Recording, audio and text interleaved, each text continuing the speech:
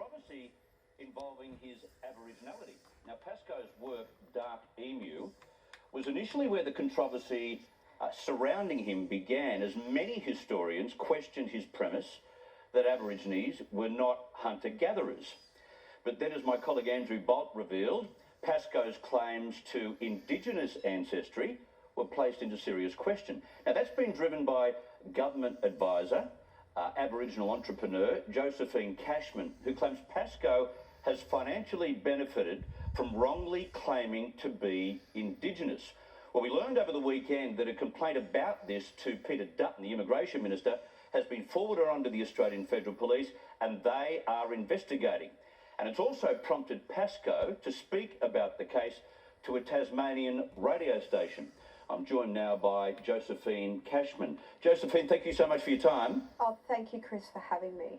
Now, just to clarify for us, for those who haven't caught every one of your interviews with Andrew, where's your motivation from in terms of seeking answers to Bruce Pascoe's heritage? Oh, thanks, Chris. And, you know, I was going to thank these people too. My motivation is from my people, those people who are voiceless or who don't have access to a voice and aren't heard. They contact me. I've been contacted, you know, so much regularly that as a former prosecutor and someone who is proud of their Indigenous heritage and their non-Indigenous heritage, proud Australian, it was my duty to help these wonderful elders. And tell me a little bit about the contact you've had with elders. I noticed on social media and other platforms there have been elders contacting you. What has been the overwhelming sentiment from those in the Aboriginal community about what you're trying to solve? Well, the overall set, and they're not the people, you know, you would know, Chris, on TV. These are the people working very hard in their communities like Wilcannia, where Sissy King, a wonderful woman, is, you know, wrote to me and said that, you know, they feel like it's a breath of fresh air. There's been Aboriginal people in Victoria, New South Wales, people who I really respect, who said, Josephine, we really want you to take this up for us. We believe you, we trust you. I've had my whole career with working with people on the ground, and I think a lot of Australians on the ground. And, you know, it's my honour and my privilege to help them. Are you happy with who seems to be investigating this now at this stage, the Australian Federal Police? Is that the avenue you thought this complaint should have been ending up? Yeah, well, thanks to Dark Emu Exposed, we were able to ascertain a number of ways that Bruce Pascoe has benefited from Commonwealth money, I should say, taxpayers' money, which is directly been allocated for Aboriginal people. So it goes across several portfolios in Commonwealth departments, and I should say in WA department, which actually helped pay for the publication of Dark Emu. Because it covers so many different departments, under the Home Affairs Minister is entitled, particularly in a matter which has public interest, to refer it himself. And I talk about things like he was paid $20,000 from Screen Australia for reads and you know, something like leaves, $7,000 for a boat.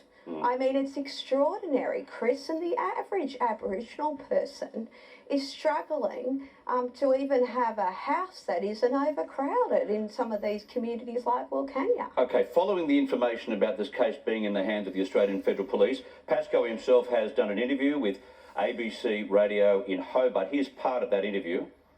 I don't know why, you know, with everything else that's going on in the world, that is seen as important.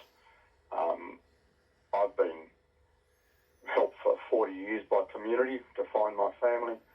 We still get leads from people to say, oh, I think you should go and see this old lady, that old lady, and that's what we do. We continue to do it. We work within the community, and that's all that matters to me. You know, there's some people think that, you know, my family association is too slim to worry about. I've said that all along, that these are distant relationships, but they're important to me, as is every relationship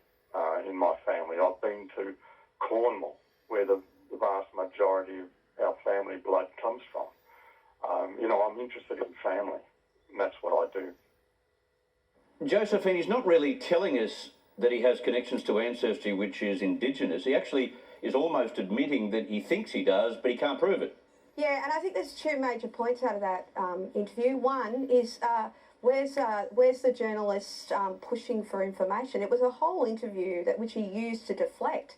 And this is not uncommon with the behaviour I'm alleging he's committing, which is fraud. I mean, it's actually quite difficult to get a fraudster to ever admit to anything. It's the nature of their modus operandi, Chris. So the ABC, they're a public broadcaster. Why didn't they interrogate him? The second aspect is two genealogists, reputable, have looked through his family history, and there is no way he has any Aboriginal ancestry. Now, Aboriginal people are actually quite obsessed with their genealogy. It's part of, the culture to know who you're connected to. Even if there was a scandal, which he has never alleged, people would know about it. He cannot give us any evidence. All his grandparents are from English descent. Now, this flies in the face of a lot of Australians. He's not even a colonial. Which is, by definition, quite right. Josephine Cashman, thank you very much for your time and for explaining it to us. Thanks so much. Okay. I love your show. Good on you. Thank you very much. Bye. Good on you. Bye. There you have it. Now, time to decode what's swirling around